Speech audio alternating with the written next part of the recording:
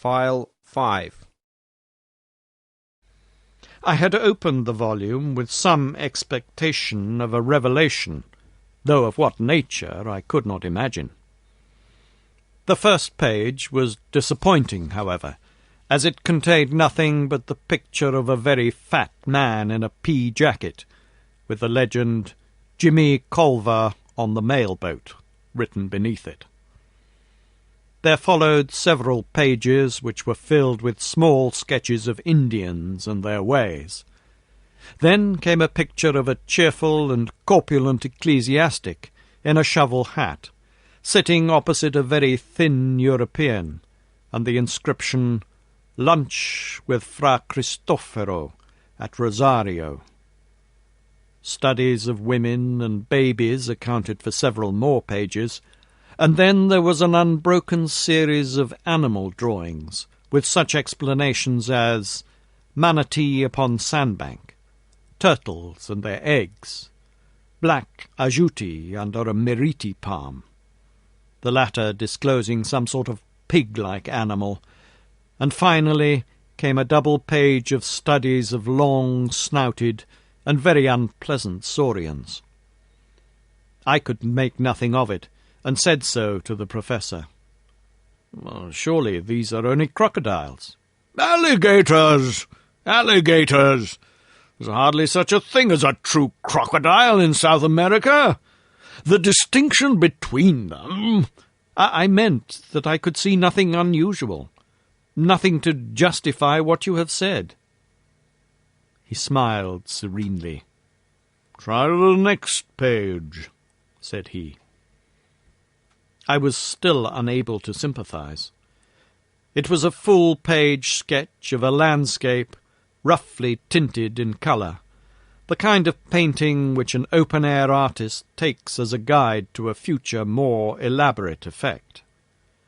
There was a pale green foreground of feathery vegetation, which sloped upwards and ended in a line of cliffs dark red in colour, and curiously ribbed like some basaltic formations which I have seen. They extended in an unbroken wall right across the background.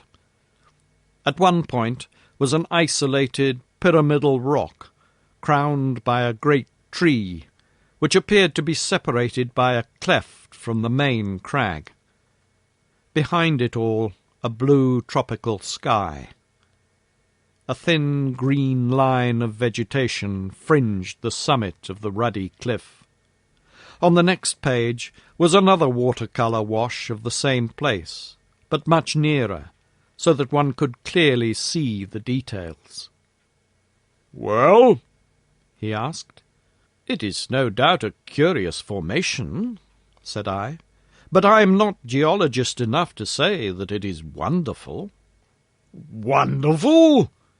he repeated. "It is unique. It is incredible. No one on earth has ever dreamed of such a possibility. Now, the next." I turned it over and gave an exclamation of surprise. There was a full-page picture of the most extraordinary creature that I had ever seen. It was the wild dream of an opium smoker, a vision of delirium. The head was like that of a fowl, the body that of a bloated lizard. The trailing tail was furnished with upward-turned spikes, and the curved back was edged with a high serrated fringe, which looked like a dozen cock's rattles placed behind each other.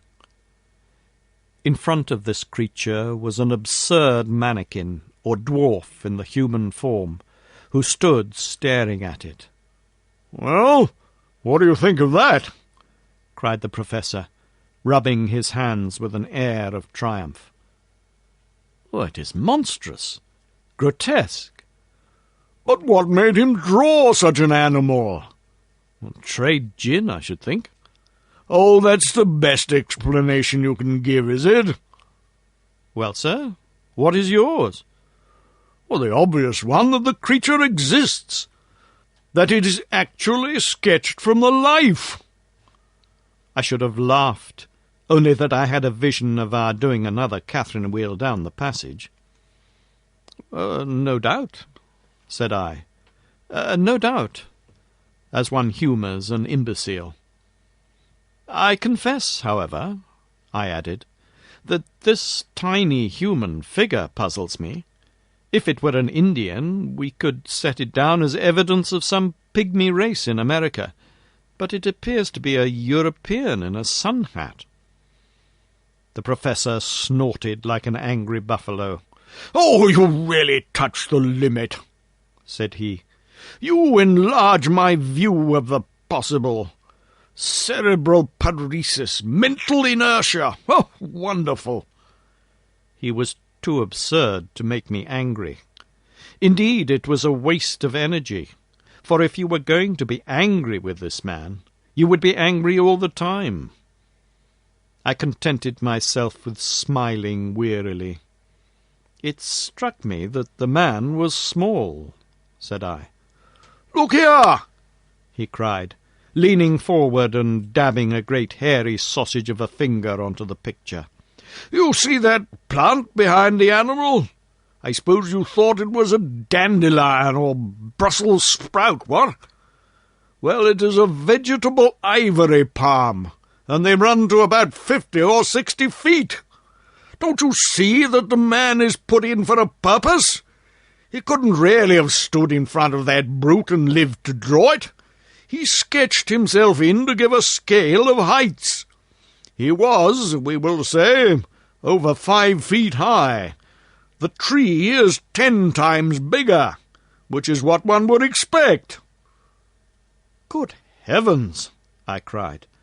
"Then you think the beast was— Why, Charing Cross Station would hardly make a kennel for such a brute." "Apart from exaggeration, he's certainly a well-grown specimen," said the professor complacently. "But," I cried, "surely the whole experience of the human race is not to be set aside on account of a single sketch."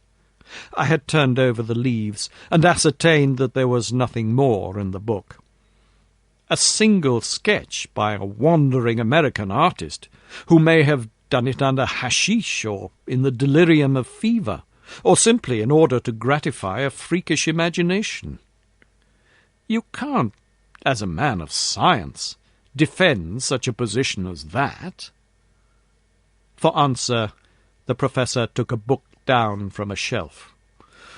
"This is an excellent monograph by my gifted friend Ray Lancaster," said he. "There is an illustration here which would interest you. Yes, here it is. The inscription beneath it runs, 'Probable appearance in life of the Jurassic dinosaur Stegosaurus. The hind leg alone is twice as tall as a full-grown man.' Well, what do you make of that?" He handed me the open book, and I started as I looked at the picture. In this reconstructed animal of a dead world, there was certainly a very great resemblance to the sketch of the unknown artist. "Well, that is certainly remarkable," said I. "But you won't admit that it is final?" "Well, surely it might be a coincidence. Or this American may have seen a picture of the kind and carried it in his memory. It would be likely to recur to a man in a delirium." "Oh, very good," said the professor indulgently. "We leave it at that. I will now ask you to look at this bone." He handed over the bone, which he had already described as part of the dead man's possessions. It was about 6 inches long, and thicker than my thumb, with some indications of dried cartilage at one end of it. "To what known creature does that bone belong?" asked the professor. I examined it with care, and tried to recall some half-forgotten knowledge. "It might be a very thick human collarbone," I said. My companion waved his hand in contemptuous deprecation. The human collarbone is curved. This is straight. There is a groove upon its surface showing that a great tendon played across it, which could not be the case with a clavicle. Then I must confess I don't know what it is. You need not be ashamed to expose your ignorance, but I don't suppose the whole South Kensington staff could give a name to it. He took a little bone the size of a bean out of a pillbox. So far as I am a judge, this human bone is the analogue of the one which you hold in your hand.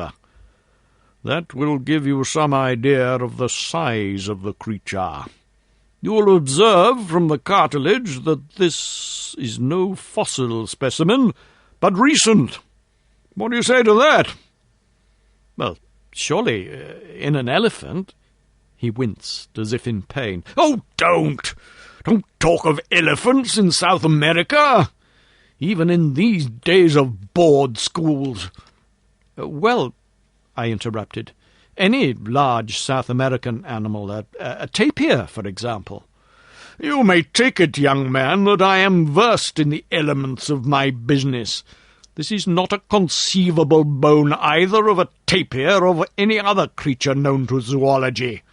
It belongs to a very large, a very strong, and by all analogy a very fierce animal, which exists upon the face of the earth, but has not yet come under the notice of science.